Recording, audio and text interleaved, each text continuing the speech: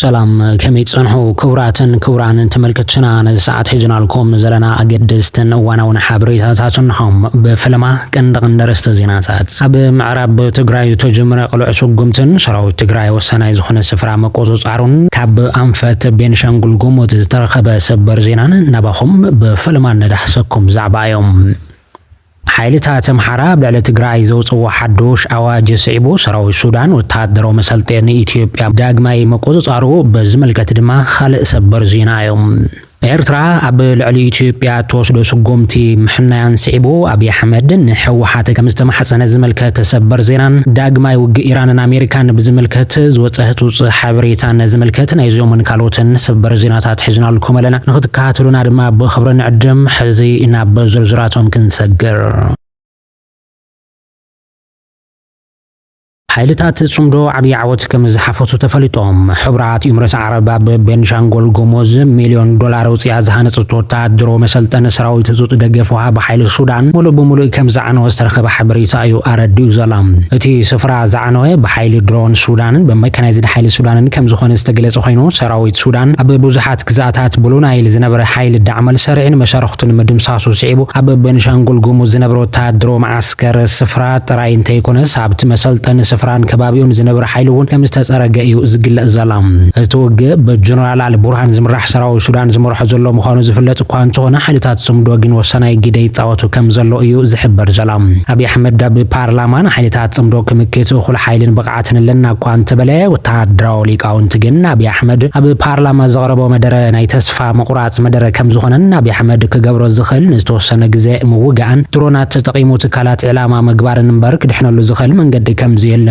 زخول فتينو كم زحد من يوم زغلصو زلام ابي احمد ابتي ابي بارلمان زغربو مبرهي ኤርትራ ዋና ናይት ስልጣኑ ሓደጋ ገይሩ ዘቀረባ ኮይኑ ሚኒስትር ሓበሬታ ኤርትራ የማነ ገብረ መስቀል ድማ ንብልጽግና ተሪር መልስ ሂቦላም እቲ በዓል ስልጣን ኤርትራ ብዝሃቦ መግለጺ ስርዓት ብልጽግና በሕድሕድ ውግእ ሱዳንን ይኹን ካልኦት ጎንጽታት ብምስታፍ ኣብ ቀርና አፍሪካ ሰላምን መረጋዕን ከይህሉ ይገብራሎ በመባል እቲ ብልጽግና ብልዕሊ ኤርትራ ዘቀረበ ክስ ነጽይጎላም እዚ ከምዝልን ሓሎ ሰራዊት ትግራይ ወን ኣብ ምዕራብ ትግራይ ወሰናይ ስፍራ ከምዝተቆጻጸረ ተፈሊጦም ኣብ ሱዳን ጸንሐት አርም ሰብዓን ኣብ ምዕራብ ትግራይ ከምዝገስገሰ ዝቅጽብጸብ ጸንሐ ኮይኑ ሰራዊት ትግራይ ሩባት ከዘን መስጋረና አሽተ ጀልባታት ከምዝተጠቀመ ዝተገለጸ እንትኸውን ሕዚ ግን ዝተፈራለዩ አንፈታት ኣብ ልዕልቲ ኣብ ምዕራብ ትግራይ ዓሪዱ ዝርከብ ሓይሊ ወሳናይ መጥቃዕቲ ከምዝጀመረ ካብቲ ግንባር ዝረኸበ ሓበሬታ ኣረድዩላም ሰራዊት ትግራይ ስጉምቲ ምጅማሩ ስዒብ ድማ ክልል ኣምሓራ ህጹጽ ኣዋጅ ከምዝኣወጀት ተሓቢሩ ዘላም እቲ ክልል ኣምሓራ ዘውፅኦ ህጹጽ ኣዋጅ ኣብ ምዕራብ ትግራይ ዘሎ ምልሻታት ናብ ሰራዊት ብልጽግና ክሕወሱን ንሰራዊት ትግራይ ክምክቱን ዝገልጽ ከም ዝኾነ ዝተፈለጠ ኮይኑ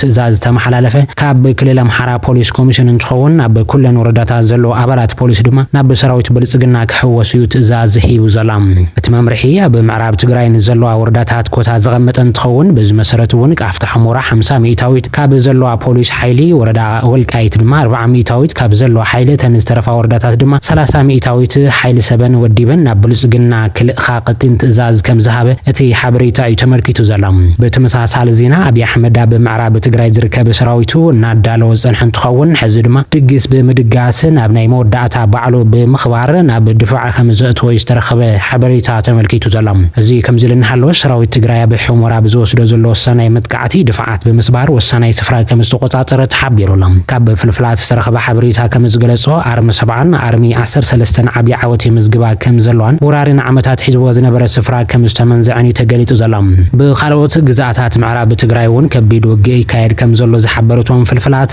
እቲ ኣብ ምዕራብ ትግራይ ዘሎ ወራር ሓይሊ ግን ኢዱ ንምሓብ ዝተዳለወ ናይ ምውጋእ ሞራል ዘይብሉን ከም ዝኾነ እዩ እቲ ሓበሬታ ኣረድዩ ዘላም ፍልፍላት 4 ኪሎ ከም ዝሕብርዎ ስሩዕ ኩናት ምዕራብ ትግራይ ካብ ሓምለ 1 ክሳብ 5 ኣብ ዘሎ ግዜ ክጅመር ከም ዝኽእል እዮም ዘጠንቀቑ ዘላም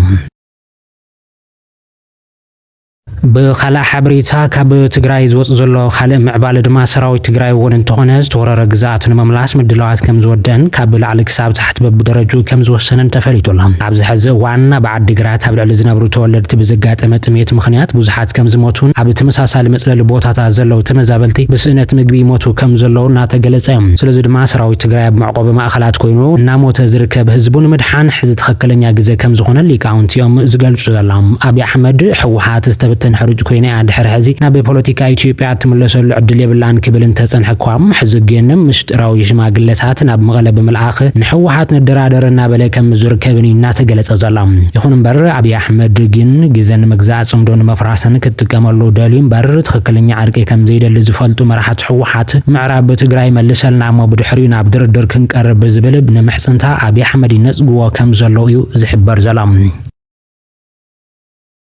ክልል ኦሮሚያን ዙሪያን አዲስ አበባ ኦሮሞ ነጻነት ግንባር ነቲ ናይ ክልል መልሻ በመድምሳስ ናብ 4 ኪሎ የመረሕ ከም ዘሎ ተገሊጾም ኦሮሞ ነጻነት ሰራዊት መብዛሕትኡ ክልል ኦሮሚያ በመቆጻር ዋና መስመራት በመዕጻው ናብ 4 ኪሎ የመረሕ ከም ዘሎ ይዝግለጽ ዘላም ሰራዊት ሓርነት ኦሮሞ ነቲ ጄኖሳይዳዊ ኩናት ትግራይ 4 ኪሎ ናይ መቆጻር ዕድል ረኺቡ እንተነበረኳም እቲ ዕድል ክትቀመሉ ድልየት ከም ዘይነበሩን አብይ አሕመድ ካብ ስልጣን ናይ ምዕላይ እውን ትልሚ ከም ዘይነበሮም እሙናት ፍልፍላት ዝሕብሮም ኣብዚ ሕዚ እዋን ግን ሰራዊት ሓርነት ኦሮሞ 4 ኪሎ አይቆጻጸረን እንተይሉ ፋኖ ናብ 4 ኪሎ የመረሕ ስለ ዘሎ ኦሮሞ ነጻነት ግንባር ወናብ ዙርያ አዲስ አበባ ይተኣኻኸብ ከም ዘሎ ይዝግለጽ ዘላ ዝድማ ናይ ጀዋር መሐመድ ጽዕንቶ ከም ዝኾነ ዝግለጽ ዘሎ ኮይኑ ጃዋር ምስ ብልጽግና ይሰርሕ እንተነበረኳም ሕዙ ግን በአብይ አሕመድ ተስፋ ከም ዝቆረጸን ካብ ስልጣኑ ንኽእል ወፍሪ ይገብር ከም ዘሎን ፍልፍላት ይሕብሮም እዚ ከም ዝልና ሓለወ ኣብ ምዕራብ ትግራይ ዓርዱ ዝርከብ ጽንፈኛ ኃይልን ፋኖ መጽዋዕታ ከም ዘቀረበት ሓቢሮም እዚ ብስርዓት 4 ኪሎ ተመስረተን ተልእኮ ብልጽግና ንምዕዋት ዝንቀሳቀስን በግብነኛ ኮሎኔል ደመቀ ዘውዱ ዝምራሕ ጽንፈኛ ኃይለ መሐራን ሕወሓት ወልቃይት ከይትወስዳ ፋኖ ብጎንና ጠጠው ክብል ይግባእ ዝብል መጽዋዕታ ያቅሪቡ ዘላ ፋኖ በሕገ መንግስቲ ኢትዮጵያ መሰረት ምዕራብ ትግራይ ናይ ትግራይ ምዃኑ ዝኣምንን ምዕራብ ትግራይ ሉ ዝኸፍሎ መስዋዕት ከም ዘየለን ቅድም ክብል ግልጽ ምግባር ይፍለጥ ስለዚ ድማ ተተላኸ ብልጽግና ዝኾነን ንግዚያው ጥቕሙ ኢሉ ተልእኮ ብልጽግና ኦሮሞ ንምዕዋዝ ዝንቀሳቀስን ኃይሊ ናይ ህዝብ መሐራ ተልእኮ ስለዚ ብሉ ንፋኖ ዝግበር መጽዋዕታ ከም ዝነጸገ እዩ ዝንገር ዘላ አሜሪካን ኢራንን ዳግማይ ናብ ኩናት ከም ዝኣትዋ እውን ይግለጽ ኣላ ኢራንን አሜሪካንን ናይ ስምምዕ ሰነድ እንተተፈራረማ ኳም ኣብ ወሰንቲ ነጥብታት ከም ዘይተስማዕማዓን ናብ ዳግማይ ኩናት ከም ረሓ ከም ዝኽኣላን እዩ ዝግለጽ ዘላ ኢራንን አሜሪካን ካብ ዘይተስማዕማዓሎም ነጥብታት ድማ ጉዳይ መጻብ ብሆርሙዝ ኒውክሌር ከም ዝርከብዎም ዝተፈልጠ ኮይኑ እቲ ሕዚ ኣብ መንጎ አሜሪካን ኢራን ተጀሚሩ ዘሎ ጎነጽ ድማ ኢራን ኣብ መጻብ ብሆርሙዝ ኣብ ልዕሊ ዝሓልፋ መራኸብ ዝወስደቶ መጥቃዕቲ ስዒቡ ከም ዝኾነ እዩ ዝንገር ዘላ ፕሬዚደንት ትራምፕ ኣብ ኣኺባ ኣባላት ኔቶ ንምስታፍ ኣብ ቱርክ ኮይኑ ኣብ ልዕሊ ኢራን መጥቃዕቲ ንኽፍጸም ብዝኣዘዞ መሰረት ኣብ ልዕሊ ኢራን ናብ ሰሜናዊ ወተሃደራዊ ስፍራታት መጥቃዕቲ ከም ዝተፈጸመ እዩ ተፈሊጡ ዘላ እቲ መጥቃዕቲ ኣብ ሲቪላዊ ወደብ ኢራን እውን ከም ዝተኻየደ እናተገለጸ ኮይኑ ኢራን ብወገና ኣብ ኩዌትን ባህሬንን ናብ ልዕሊ ዝርከቡ 83 ወተሃደራዊ ማእኸላት አሜሪካን መጥቃዕቲ ከም ዘካየደት እናተገለጸ ኢራን ምስ አሜሪካ ርክብ ካብ ዘለዎም ትካላት እውን መጥቃዕትታት ከም ትቕጽል ኣፍሊጣ ኣላ መራሕቲ ኢራን ኣብ ልዕሊ አሜሪካን እስራኤልን ስጉምቲ ከም ዝወስዱ ዝገለጹ እንትኾኑ ኣብ እዋን ስነ ስርዓት ቀብሪ መራሒ